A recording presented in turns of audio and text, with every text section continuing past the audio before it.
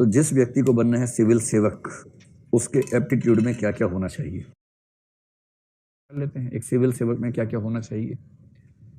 तो अगर मैं केवल civil services aptitude test paper 2 को ध्यान रख के बोलूं तो उसमें एक तो आता है कॉम्प्रिहेंशन।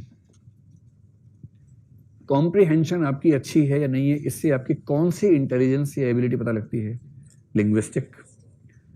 तो पहली बात है कि एक सिविल सर्वेंट का जो भाषाई परिपक्वता है या भाषाई बुद्धिमत्ता है, उस दृष्टि से उस व्यक्ति को बेहतर होना चाहिए। क्यों बेहतर होना चाहिए, अभी देखते हैं। मतलब अगर मैं सरल सी भाषा में कहूँ ना, तो एक समय के बाद आपको केवल भाषा में ही काम करना होता है। अभी आपके लिए आईएएस का मतलब होता है कलेक्टर्स, कि निकलूँ तो time time time time time time, और मैं अंदर बैठा हूँ, 50 लोग बाहर दौड़ रहे हैं, साथ साथ कलेक्टर साहब गाड़ी में हैं, गाड़ी रोक के समय सलाम ठोका और आपको लगा हा तसल्ली मिल गई एकदम, नेहरू विहार सफल रहा, इतने साल तपस्या की नाले के पास बैठ के मजा आ गया। कुछ लोगों के दिमाग में इतना रहता है, और उनका मतलब आईएएस बनने क्या होता है कि खड़े खड़े फैसले कर दिए, खाप पंचायत की तरह से, ये इस मूड में जरूर रहते हैं ना। लेकिन आप पाएंगे कि 7, 8, 9 साल की नौकरी के बाद, 14 साल के बाद तो पूरी तरह से, जहां 14 साल की नौकरी हुई, वनवास शुरू। 14 साल का नहीं हो तो 14 साल के बाद होता है। और वनवास का मतलब, अगर ये शौक है तामझाम वाला, वो सारा तामझाम खत्म, और फिर आपकी जिंदगी कटेगी फाइलों में। और उस हर फाइल की ताकत इतनी ज्यादा है जितनी ताकत जिले के कलेक्टर की बिल्कुल नहीं हो सकती। कलेक्टर तो बहुत चूहा टाइप का है, पिद्दी टाइप का है उसके सामने। उस फाइल में लिखा हो कुछ, कलेक्टर बेचारा खड़े होकर पढ़ता है, बैठ के पढ़ नहीं पाता उसको, इतना खौफ खाता है उससे। पूरी जिंदगी आपका काम है लिखना और ठीक से पढ़ना। हजारों रिपोर्ट्स आएंगी, वो सारी पढ़नी होंगी, उनका सटीक अर्थ निकालना होगा, नोटिंग करनी होगी, ड्राफ्टिंग करनी होगी। आपके लिखे हुए एक एक शब्द से कई हजार करोड़ का खर्चा हो जाएगा। और अगर लिखने में आपसे एक शब्द के अर्थ का मतलब चेंज हो गया ना, वो सरकार या समाज के संसाधनों पर बड़ी करारी चपत हो सकती है। इतनी सटीक भाषा होनी चाहिए कि आप जो लिखना चाह रहे हैं एग्जैक्टली वही अर्थ निकले। और दूसरा, अगर कोई रिपोर्ट पढ़ रहे हैं तो जो लिखा गया है एग्जैक्टली वही समझें जो लिखा गया है। दूसरा है जिसको आप बेसिक मैथ्स कह लीजिए या बेसिक न्यूमरेसी कह लीजिए, इसी में डेटा इंटरप्रिटेशन और डेटा सफिशिएंसी को भी जोड़ लीजिए। Basic maths, basic numeracy, data interpretation, data sufficiency. मैं जानता हूं कि आप में से कुछ बच्चों को इसका नाम सुनते बुखार होने लगता है कि ये क्या बात हुई, ये क्यों पढ़वा रहे हैं, हम तो आईएएस बनने आए थे, गणितज्ञ थोड़ा ना बनना है हमें। सबसे अच्छा मुहावरा है, हमें ज्ञानी नहीं बनना है, आईएएस बनना है। जैसे ज्ञानी बनना आईएएस बनने के खिलाफ हो कि अरे आईएएस बनने से ज्ञानी बन गया, अब तो ये अभी आईएएस नहीं बन पाएगा, ऐसा थोड़ा ना होता है। और कई लोग मानते हैं कि सब बेकार की बात है, लेकिन आप आईएएस बन के क्या करेंगे इसके बिना। परसेंटेज निकालनी पड़े तो उसके बाद आप कहते हैं, किसी को बुलाते हैं, भाई परसेंटेज निकाल दो जरा, भाई सब परसेंटेज निकालनी आ जाओ जरा। कैसे काम चलेगा। आपको जिला संभालना है, जिले का पूरा बजट आपके पास है, 1000 तरह के खर्चे हैं, कौन सा खर्चा किस मद में किस तरह से हो, जब तक आपको डेटा समझ में ना आता हो। पिछले 10 सालों की रिपोर्ट्स आप तुलनात्मक रूप से किसी पाई चार्ट से या किसी टेबल से ना समझ पाते हो। जिस टेबल में 3 या 4 तरह के फैक्टर शामिल हुए, टेबल पढ़ने में माथा खराब हो जाता हो, समझ नहीं आ रहा हो कि कैसे पढ़ें इसको। एक टेबल बनानी पड़ जाए, टेबल बन ही नहीं रही आपसे, मल्टीपल फैक्टर वाली टेबल।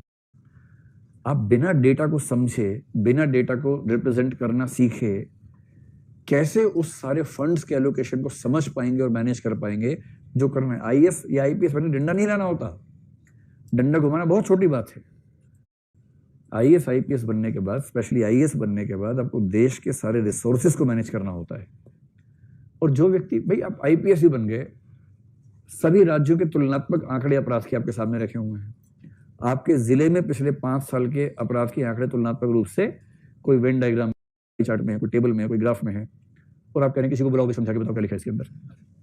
ईमानदारी की बात बता रहा हूं आपको मैं। जो लोग आईआरएस बन के जाते हैं ना, इंडियन रेवेन्यू सर्विस में, उनके जो जूनियर्स होते हैं, असिस्टेंट, वो आते हैं एसएससी से, ठीक है, एसएससी जानते हैं ना। और एसएससी में क्या पूछते हैं, गणित आनी चाहिए, रीजनिंग आनी चाहिए, इंग्लिश आनी चाहिए। और वो गणित, रीजनिंग, इंग्लिश में इतने हाई लेवल के लोग होते हैं, जबरदस्त उनकी पकड़ होती है इन चीजों में। रीजनिंग, उनसे आप रीजनिंग चलते पूछिए, सभी जैसे कुत्ते बोलेंगे हाँ हाँ चलो आगे बताओ, सारे कुत्ते गिलास हैं, ऐसे जवाब देंगे तो बढ़िया। और वो बनते हैं रेवेन्यू में असिस्टेंट। तो वो असिस्टेंट है, यानी प्रमोशन के बाद बनेगा ITO, इनकम टैक्स ऑफिसर, और ITO लंबी प्रमोशन के बाद बनेगा assistant commissioner of income tax, जो कि आप बनेंगे ज्वाइनिंग के दिन, ACIT। और ये SSC वाला व्यक्ति 11 साल की सर्विस के बाद ACIT बनेगा, जो आप डे 1 पे बनेंगे।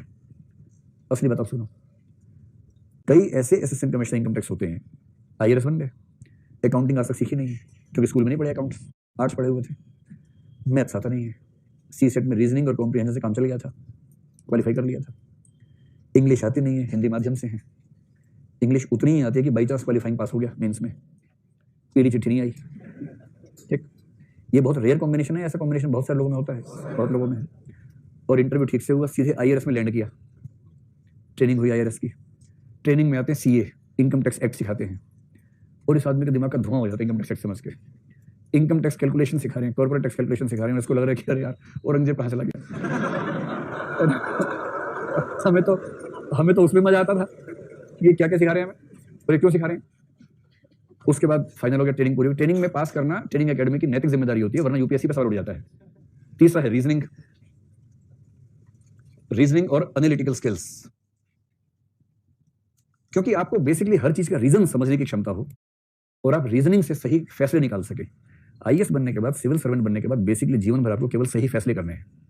गिवन इन्फॉर्मेशन, सूचनाएं आपके पास है, उनकी ठीक से प्रोसेसिंग कर ली और उस प्रोसेसिंग के बेस पे एक सही रीजनिंग का इस्तेमाल करते हुए ठीक फैसला कर लिया, इतना ही करना है।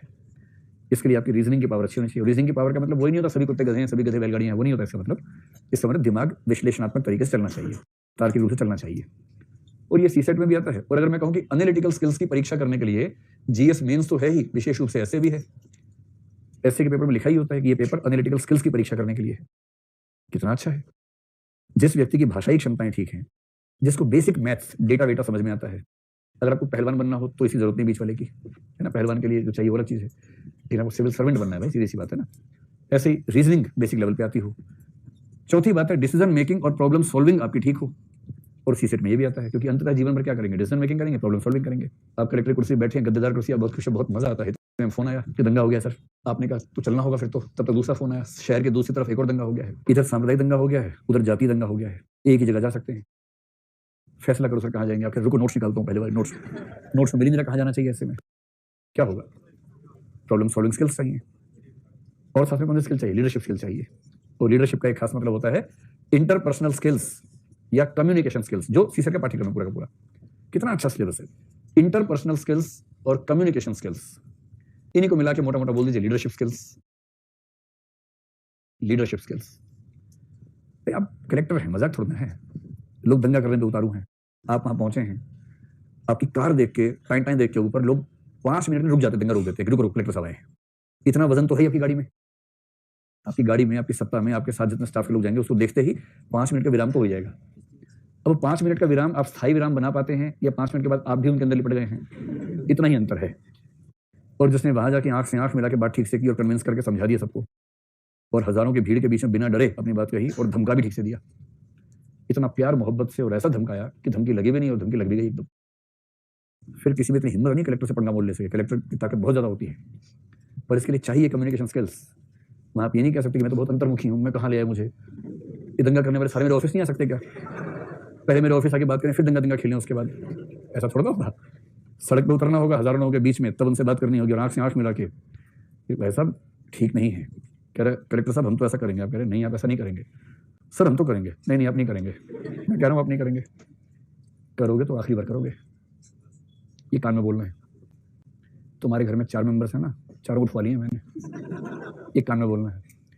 अब चेहरे पर मुस्कुराहट रखते हुए मेरे साथ चलो और अपने सारे साथियों को बोलो हथियार डाल दो, वरना मैं फोन घुमा रहा हूँ, और आज दंगे में कई लोग मरेंगे ही, तो चारों मर जाएंगे, पता भी नहीं चलेगा कैसे मरे।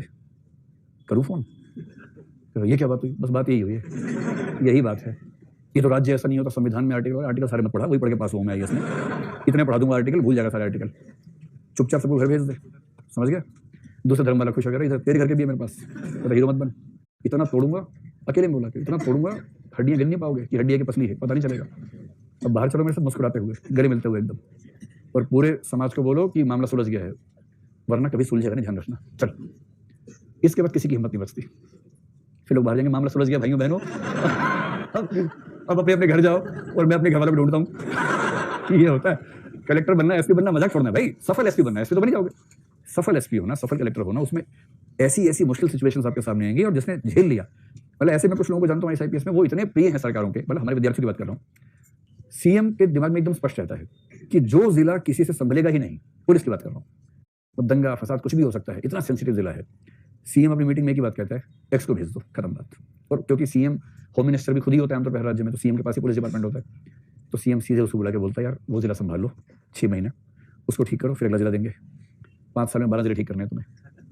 ऐसी छवि, और ऐसी छवि वाले लोग वो नहीं है जो IIT से पढ़े हुए हैं, उनको बस ये पता है कि डिसीजन कैसे लेना है, प्रॉब्लम कैसे सॉल्व करनी है, सिचुएशन कैसे हैंडल करनी है, लोगों से कैसे डील करना है, दंगाइयों को कैसे मैनेज करना है, कैसे डराना है, कैसे पुचकारना है, ये सब पता है। ऐसा IPS जो टॉपर नहीं था पढ़ाई लिखाई में, लेकिन जिसने हैंडलिंग बहुत शानदार की, वही तो अच्छा है। IIT का टॉपर था, यहाँ के IIT खेल रहा है, तो फिर क्या फायदा होगा उसका, उससे क्या होगा उससे।